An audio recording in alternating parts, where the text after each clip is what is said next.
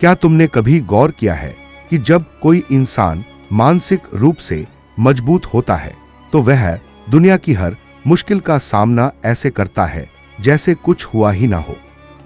जब बाकी लोग गिर जाते हैं वह खड़ा रहता है। जब हालात उसे तोड़ने की कोशिश करते हैं वह मुस्कुराता है। ऐसे लोग बचपन से मजबूत नहीं होते, वो अपने माइंड को ट्रेन करते हैं। यही बात इस किताब का आधार है, train your mind conquer the world. यह किताब हमें सिखाती है कि इंसान का सबसे बड़ा हथियार उसका शरीर नहीं, उसका माइंड सेट होता है। हमारा मन हर चीज का स्रोत है, हमारी सोच, हमारा डर, हमारा साहस, हमारी जीत और हमारी हार। अगर तुम अपने माइंड को कंट्रोल करना सीख गए तो कोई ताकत तुम्हें हरा नहीं सकती। लेखक कहते हैं कि दुनिया में दो तरह के इंसान होते हैं, एक वो जो हालातों के हिसाब से बदल जाते हैं और दूसरे वो जो अपने माइंड को इतना मजबूत बना लेते हैं कि हालात खुद उनके सामने झुक जाते हैं। ज्यादातर लोग पहले वर्ग में आते हैं क्योंकि वो अपने माइंड को ट्रेन नहीं करते। उनका माइंड उन्हें कंट्रोल करता है, जबकि उन्हें माइंड को कंट्रोल करना चाहिए। हर इंसान के अंदर दो आवाजें होती हैं, एक जो कहती है तू नहीं कर सकता और दूसरी जो कहती है करके दिखा। कौन सी आवाज ज्यादा तेज है, यह इस बात पर निर्भर करता है कि तुमने अपने दिमाग को कितना ट्रेन किया है। माइंड एक बच्चे की तरह है, अगर उसे अनुशासन सिखाओगे तो वह तुम्हारा साथी बनेगा, लेकिन अगर उसे छोड़ दोगे तो वह तुम्हारा सबसे बड़ा दुश्मन बन जाएगा। यह किताब हमें सिखाती है कि मानसिक ताकत का मतलब सिर्फ पॉजिटिव सोचना नहीं है। पॉजिटिव सोचना अच्छा है, लेकिन असली मानसिक शक्ति तब आती है जब तुम्हें नेगेटिव सिचुएशन में भी शांत रहना आता है। जब सब कुछ गलत चल रहा हो और फिर भी तुम मुस्कुराकर सोच सको, मैं इससे सीखूंगा। हर इंसान के अंदर डर होता है, असफलता का, अस्वीकृति का, अकेलेपन का। लेकिन डर को खत्म करने की कोशिश करना बेकार है। किताब कहती है कि डर को खत्म नहीं करो, उसे समझो। डर एक संकेत है कि कुछ बड़ा करने का मौका है। अगर तुम डर को महसूस करके भी एक्शन लेते हो तो वही तुम्हारी असली ग्रोथ की शुरुआत होती है। बहुत से लोग सोचते हैं कि सफलता का मतलब है बड़ी गाड़ी, बड़ा घर, प्रसिद्धि या पैसा। लेकिन लेखक कहते हैं कि असली सफलता तब आती है जब तुम अपने माइंड पर जीत हासिल कर लो, क्योंकि माइंड को कॉन्कर करने के बाद बाकी सब चीजें अपने आप संभव हो जाती हैं। किताब कहती है कि हमारे विचार ही हमारी दुनिया बनाते हैं। अगर तुम्हारा माइंड नकारात्मक सोच से भरा है तो तुम किसी भी परिस्थिति में समस्या देखोगे।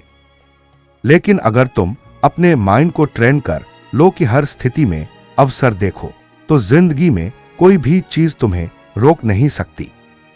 माइंड ट्रेनिंग की शुरुआत होती है जागरूकता से, यानी यह समझने से कि तुम्हारा दिमाग तुम्हारे खिलाफ काम कब करने लगता है। जब तुम किसी स्थिति में गुस्सा, डर या निराशा के साथ प्रतिक्रिया करते हो तो उस वक्त तुम्हारा माइंड तुम्हें कंट्रोल कर रहा होता है। लेकिन जब तुम देखते हो मैं गुस्सा हो रहा हूं, क्यों हो रहा हूं, तब से तुम्हारे अंदर जागरूकता शुरू होती है और वहीं से ट्रेनिंग शुरू होती है। किताब कहती है कि मन को कंट्रोल करने की कोशिश मत करो, उसे समझो। कंट्रोल करने की कोशिश में हम उसे दबा देते हैं और वह और जोर से विरोध करता है। लेकिन जब हम उसे देखते हैं तो माइंड खुद शांत होने लगता है। जैसे जैसे जागरूकता बढ़ती है, नकारात्मकता की पकड़ कम होने लगती है। एक और जरूरी बात जो किताब सिखाती है, भावनाओं को दुश्मन मत समझो। हर भावना का अपना मूल्य है। गुस्सा, दुख, ईर्ष्या, डर, ये सब हमारे अंदर ऊर्जा के रूप में आते हैं। अगर तुम उन्हें दबाओगे तो वह तुम्हें अंदर से कमजोर करेंगे। लेकिन अगर तुम उन्हें देखकर सही दिशा दो तो यही भावनाएं तुम्हें ताकतवर बना सकती हैं। उदाहरण के लिए, गुस्से को अगर दिशा दो तो वह डिटर्मिनेशन बन सकता है, डर को अगर दिशा दो तो वह करेज बन सकता है। किताब के अनुसार मानसिक शक्ति का मतलब है रिएक्ट करने से पहले सोच पाना। हर बार जब कोई तुम्हें अपमानित करे या कोई स्थिति तुम्हें परेशान करे तो खुद से पूछो, क्या मुझे सच में रिएक्ट करने की जरूरत है? कभी कभी साइलेंस सबसे ताकतवर जवाब होता है। लेखक कहते हैं कि अपने माइंड को ट्रेन करने के लिए 3 चीजें जरूरी हैं: डिसिप्लिन, पेशेंस और अवेयरनेस। डिसिप्लिन इसलिए कि माइंड को दिशा मिले, पेशेंस इसलिए कि विकास धीरे धीरे आता है, और अवेयरनेस इसलिए कि तुम खुद को समझ सको। बहुत से लोग कहते हैं, मेरा कंसंट्रेशन नहीं बनता, मुझे मोटिवेशन नहीं आता। किताब कहती है कि मोटिवेशन की जरूरत तब पड़ती है जब तुम्हारे अंदर स्पष्टता नहीं होती। अगर तुम जानते हो कि तुम क्यों कर रहे हो तो तुम्हें रोज खुद को धकेलने की जरूरत नहीं पड़ेगी। माइंड स्पष्टता से ही ट्रेन होता है। माइंड को ट्रेन करने का एक आसान तरीका है साइलेंस प्रैक्टिस। हर दिन कुछ मिनट अपने आप से बैठो। फोन, संगीत, बातचीत सब बंद। सिर्फ अपने विचारों को देखो। तुम पाओगे कि तुम्हारे अंदर कितनी अनावश्यक बातें चलती रहती हैं। धीरे धीरे जब तुम उन्हें देखना शुरू करते हो तो माइंड खुद शांत होने लगता है। किताब यह भी कहती है कि माइंड को जीतने का एक तरीका है स्वीकार करना। जिंदगी में जो भी हुआ है उसे स्वीकार करो। स्वीकार करने का मतलब हार मानना नहीं है, बल्कि यह समझना है कि हां, यह हुआ, अब मैं इसे सुधारने के लिए क्या कर सकता हूं। स्वीकार करने से ऊर्जा बचती है, विरोध करने से ऊर्जा खत्म होती है। लेखक बताते हैं कि हर दिन तुम्हारा माइंड तुम्हें 2 रास्ते दिखाएगा। एक आसान रास्ता जो कंफर्ट जोन की ओर ले जाएगा, और दूसरा मुश्किल रास्ता जो ग्रोथ की ओर ले जाएगा। तुम्हारा माइंड हमेशा आसान रास्ता चुनेगा, लेकिन अगर तुम ट्रेन हो तो तुम कठिन रास्ता चुन सकोगे, क्योंकि ग्रोथ हमेशा डिस्कम्फर्ट के पार होती है। किताब में एक और सुंदर विचार है, तुलना मत करो, निर्माण करो। दूसरों से तुलना करने से माइंड कमजोर होता है, क्योंकि तुम अपनी ऊर्जा किसी और की जिंदगी में खर्च करते हो। लेकिन जब तुम कुछ नया क्रिएट करते हो तो तुम्हारा फोकस खुद पर लौट आता है।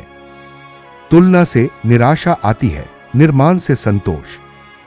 माइंड को ट्रेन करने के लिए निरंतरता बहुत जरूरी है। जैसे शरीर रोज व्यायाम से मजबूत होता है, वैसे ही माइंड रोज की जागरूकता और अनुशासन से मजबूत होता है। हर दिन कुछ नया सीखो, अपने डर को थोड़ा थोड़ा चुनौती दो।